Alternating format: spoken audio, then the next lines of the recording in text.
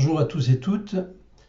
Pour clore cette session consacrée au concept de troubles de neurodéveloppement, je voudrais partager avec vous quelques considérations issues des données de la littérature scientifique sur l'imagerie du cerveau.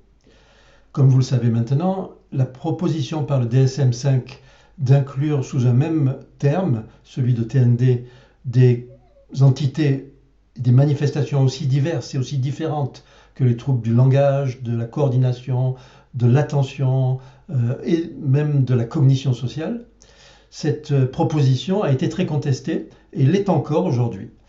Ce que je vais vous montrer, c'est que si l'on regarde de près la littérature actuelle, il semble qu'on ait des arguments forts et de plus en plus forts en faveur de cette position de regroupement et que cette littérature-là est en train d'apporter de l'eau au moulin, finalement, d'une position contestée du DSM. Alors, en premier, je voudrais rappeler simplement la fréquence respective des différents troubles, du trouble d'apprentissage avec dyslexie, dyscalculie, dysgraphie, les troubles du langage, dysphasie, les troubles de la coordination, dyspraxie, et de l'attention, TDAH, l'ensemble constituant, vous le savez, ce qu'on a coutume en francophonie d'appeler les troubles 10. Auxquels on rajoutera les troubles du spectre de l'autisme, la déficience intellectuelle, l'ensemble constituant ce qu'on appelle effectivement les troubles du neurodéveloppement, TND. Si l'on regarde à présent dans le détail l'incidence respective de chacune des entités au sein des troubles du neurodéveloppement, on s'aperçoit que la somme arithmétique de chacune d'elles va dépasser largement le taux d'incidence attendue pour l'ensemble des troubles du neurodéveloppement. Et cela traduit tout simplement un phénomène bien connu qui est celui de la comorbidité, à savoir que chacune de ces entités ont tendance à s'associer entre elles chez un même individu, plus souvent que ne le voudrait le hasard. Par exemple, dyslexie, dyscalculie, dyslexie, dysphasie, troubles de l'attention, troubles des coordinations. Ces associations sont bien connues et expliquent finalement que l'incidence de chacune d'entre elles ne s'ajoute pas arithmétiquement de la même manière pour troubles du langage et autisme et déficience intellectuelle. Finalement, on remarquera que le DSM-5 est ici en rupture avec son habituelle impartialité sur les mécanismes et les étiologies. Je rappelle qu'habituellement, dans le DSM-5, il n'y a aucune hypothèse de fait sur les causes ni les étiologies. On se contente de description clinique et de classification. Ici, il propose pour la première fois de regrouper plusieurs entités selon un présumé double mécanisme neuro- et développemental.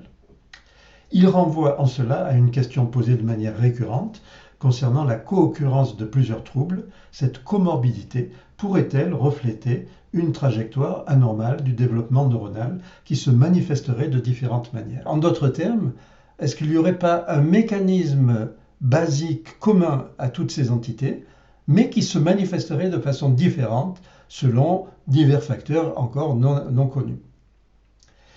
Un début de réponse à cette question a donc été apporté par l'imagerie cérébrale et en particulier les méthodes d'imagerie de la substance blanche qu'on appelle méthode de diffusion, d'imagerie par diffusion, qui, vous avez certainement vu déjà de ces images très colorées. Ce qui est intéressant de noter là, c'est que vous voyez le cortex qui est considéré comme normalement la partie active du cerveau, hein, elle n'est pas présente là-dessus. Elle a été enlevée finalement par cette méthode d'imagerie, par ce calcul d'imagerie, et pour ne laisser voir que des connexions, des fibres, des faisceaux qui unissent des régions corticales les unes aux autres. Et finalement, ce que nous allons voir, et ce que nous apprend cette littérature scientifique, c'est que ce sont précisément ces faisceaux, cette substance blanche, et non pas le cortex lui-même, qui semble être la cible cruciale des mécanismes sous-jacents aux troubles 10 et aux troubles du neurodéveloppement. On peut en effet, grâce à ces méthodes, établir une véritable cartographie de l'ensemble des circuits cérébraux et surtout identifier très précisément chacun de ces circuits. On sait ainsi qu'il y a des circuits spécifiques et parfaitement délimités pour le langage, la lecture, l'écriture, l'attention, etc. que ces circuits se spécifient et se précisent fonctionnellement au fur et à mesure du développement, et surtout, pour ce qui nous concerne aujourd'hui, ils peuvent dysfonctionner de manière sélective, c'est-à-dire certains circuits dysfonctionneraient de manière constitutionnelle, alors que les autres sont totalement intacts, expliquant les dissociations que l'on observe cliniquement face à ces différentes conditions pathologiques. Eh bien, c'est précisément ce qui se passe dans la dyslexie, où on a pu démontrer de façon à présent hautement convergente l'altération de plusieurs faisceaux qu'on voit sur ces figures, dont un en particulier, appelé le faisceau arqué, qui est ici marqué en rose, qui unit les régions postérieures sensorielles aux régions antérieures motrices, et qui est très impliqué, on le sait, dans le langage oral et dans la lecture également.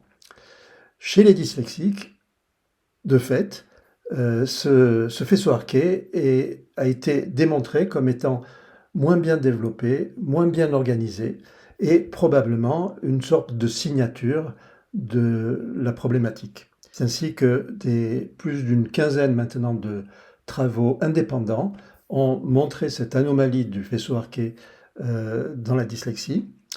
En outre, ils ont également démontré que cette anomalie est présente avant l'âge d'apparition de la lecture, ce qui prouve son origine génétique et non pas la conséquence d'un défaut d'expérience en lecture. Et enfin, qu'une partie de ce faisceau va même jusqu'à prédire les capacités d'acquisition de la lecture, à savoir qu'elle est proportionnelle à l'intensité du trouble dyslexique. Enfin, fait intéressant, quelques semaines d'entraînement intensif à la lecture et à la phonologie suffisent pour modifier significativement la constitution de ce faisceau dans le sens d'une meilleure organisation de ses fibres. Alors, qu'en est-il à présent des autres TND? Eh bien, on peut tout à fait extrapoler aux autres TND les données obtenues dans la dyslexie. Par exemple, dans la dyscalculie, des circuits reliant les aires du langage dans l'hémisphère gauche au cortex des deux lobes pariétaux, qui contiennent, on le sait, la forme abstraite des nombres, ce qu'on appelle le sens du nombre, ont été, par ces mêmes méthodes d'imagerie, retrouvés altérés donc, chez les enfants et les adultes dyscalculiques. Dans la dysgraphie, ce sont plusieurs faisceaux de connexion entre le cortex préfrontal et les ganglions de la base, de même qu'entre les deux régions frontales droite et gauche, qui ont été retrouvées anormales. Dans le TDAH, il existe même des évidences que chacun des trois principaux symptômes que l'on connaît, l'agitation, l'impulsivité, l'inattention, repose sur la mise en place défectueuse de connexion entre le cortex frontal et les ganglions de la base. Enfin, dans l'autisme, il a également été retrouvé un défaut de connectivité entre les zones sensorielles, visuelles et auditives, et d'autre part les zones du système émotionnel, ce qu'on appelle le système limbique.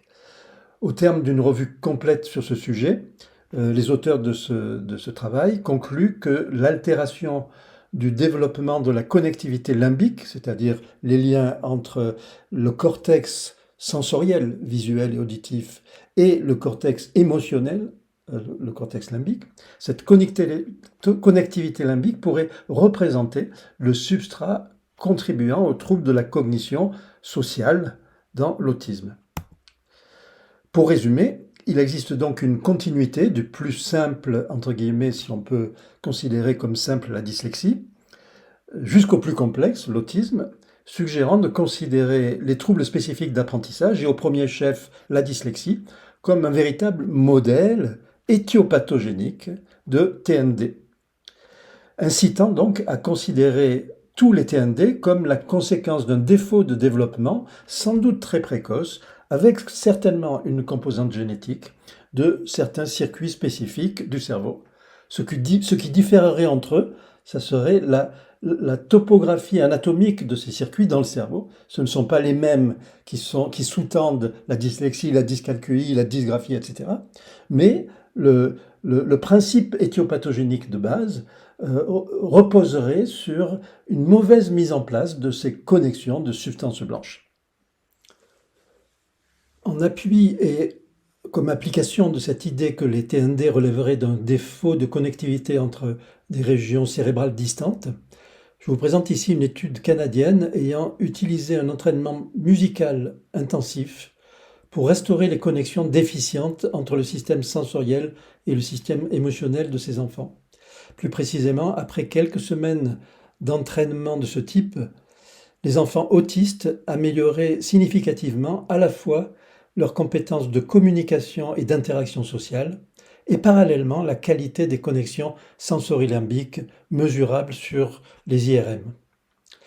Dans notre groupe à Marseille, nous explorons la capacité d'un entraînement de ce type, musical et rythmique, avec une composante de danse rythmique qui semble particulièrement cruciale, à renforcer la structuration des faisceaux de substances blanches à travers la mise au point d'un protocole rééducatif qui s'appelle Mélodis, qui repose sur des exercices d'intégration multimodale, tous basés sur la musique et le rythme, avec des résultats cliniques qui sont encourageants et qui commencent à être convergents, y compris du point de vue neurophysiologique. Alors, pour conclure, je dirais que l'altération de la connectivité sous-tendue par les grands faisceaux de substances blanches est sans doute le marqueur morphologique le plus robuste et le plus fiable des symptômes individuels de TND. Qu'il y ait ou non un lien causal entre ces caractéristiques anatomiques et les symptômes observés, ce qui n'est pas de toute façon le point principal.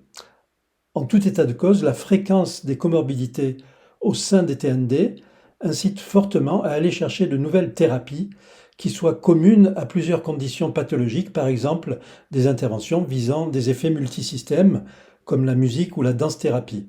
Cela n'impliquant en aucune manière de remettre en question la spécificité, bien entendu, des différents troubles, puisqu'ils procèdent de dysfonctionnements de régions différentes du cerveau. Également, le fait d'utiliser des techniques thérapeutiques transversales, finalement, n'exclut en rien l'utilisation des techniques classiques de rééducation pour chaque type de trouble, mais vient plutôt en complément de ces rééducations classiques. Voilà, je vous remercie pour votre attention.